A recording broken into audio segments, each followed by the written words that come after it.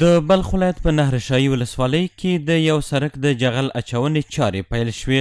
د دغې ولسوالۍ ولسوال په بلخ ولایت کې له همکارو بنسټونو څخه د مننې څرګندولو سره له یادو ادارو وغوښتل چې په دغه ولایت کې د اسلامي امارت له چارواکو سره په ګډه د خلکو د اساسي اړتیاوو پوره کولو ته جدي پاملرنه وکړي او د ورته ټولنیزو اړتیاوو د پوره کولو لپاره د بلخ ولایت په کچه لا ډېرې پراختیایي پروژې پلي کړي. لنډه دا د افغانستان په سیمه وطن کې زیاتره مشکلات چې دي دغه د چې سړکونه خراب دي، خو لله الحمد موږ اطمینان درکو چې امارت اسلامي دی الله تعالی دایم قایم وګرځي. په ډېر کم وخت کې به دغه مشکلات د خلکو حل سي او اوس په دې کم وخت کې حل سوي هم دي. د بلخ ولایت د کلیو د بیارغونې او پراختیا رئیس د دې پروژې پیل د خلکو لپاره یو مثبت او ګټور ګام ګڼي او وایي چې د دې سړک په جوړولو سره به د یادې ولسوالۍ د خلکو ټولنیزې ستونزې حل شي او دوی هڅه کوي څو خلکو ته غوره خدمتونه وړاندې کړي.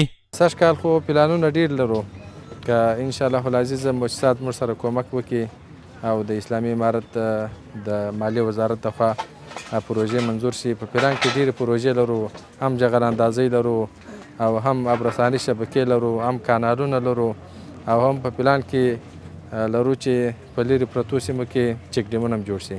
له بلې خوا د اکتید دفتر او قراردادي شرکت مسؤلینو د پروژې په اړه معلومات وړاندې کړل او ویل چې ټاکل شوې ده چې دا پروژه به په 2 میاشتو کې په اساسي او معیاري ډول بشپړه شي چې ورسره به د 4 کلیو ټولنیزې ستونزې هم هوارې شي. این سرک شامل منطقه بابا یادگار است که در حدود قسمتی که پیشتر تشریح کردن 4.5 کیلومتر طول داره و 4 متر عرض داره که با دو طرف شانگی های سرک 5 متر میشه و هزینه پروژه در حدود 1.7 میلیون افغانی است.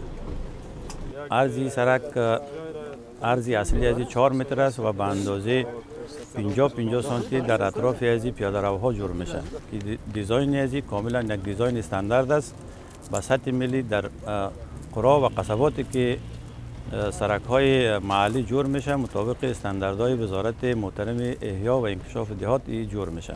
ورته مهال ځایي خلکو په دې برخه کې خپلو ټولنیزو ستونزو ته په اشارې د دې پروژې پیل یوه لویه لاسته راوړنه وګڼله او د اسلامي امارت د چارواکو له هڅو یې ستاینه وکړه. بسیار خوش هستیم از این سرک ما جور میشه. ما بسیار مشکلات داشتیم در اینجا، رفتارهای ما بسیار مشکلات بود. از ریاست انکشاف دهات، از مقام ولایت، از مقام ولسوالی نهرشاهی، از تمام امارات اداره امارت اسلامی خوش هستیم. مردم خوش است. اضافه تر از 3000 خانه از این مستفید میشن. د یادونې وړ ده چې د دې سړک د جوړولو سره به د نهرشاهي ولسوالۍ د 4 کلیو د 3000 کورنیو ټولنیزې ستونزې حل شي او په دې توګه به دوی له یو معیاري سړک څخه برخمن شي.